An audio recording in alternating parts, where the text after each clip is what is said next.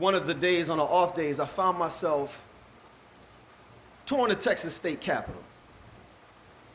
My small brown body cast against the canvas of tall white coliseums reaching back centuries. I'm dwarfing in the bleached shadows of their history, where brown bodies like mine with but minor details in a portrait of American destiny manifest only in the margins as footnotes on the pages of recorded history. But right now, my thoughts are of Brianna.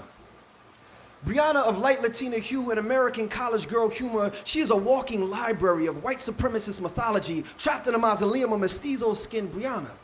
Knowledgeable tour guide who just walked me and some 30 visitors through the pristine halls of the state capitol. The jokes, they glint off of her tongue with irony. Her commentary clashes with her culture as she speaks of Texas history and the possessive. We were defeated in the Battle of the Alamo in 1836, she says. We rallied back 6 weeks later and won the Battle of San Jacinto, thereby founding the great state of Texas, she continues.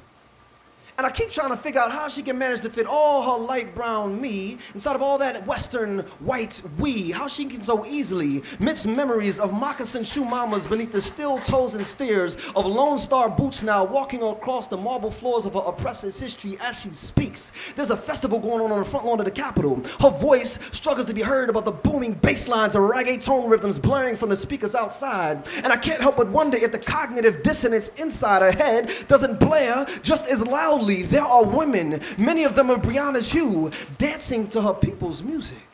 I think they're doing Zumba, or the Macarena, or some shit that English words just fail to do justice. And I'm struggling to see how she fails to see the injustice in the story she's been paid to propagate. And can she hear her ancestors' rebuttal thumping through the drums as they echo through the halls of the Texas state capitol? Brianna, can you hear your ancestors calling?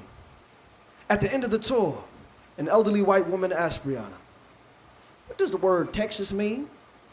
And she quickly replies, "It's a Caddo Indian word for friendship."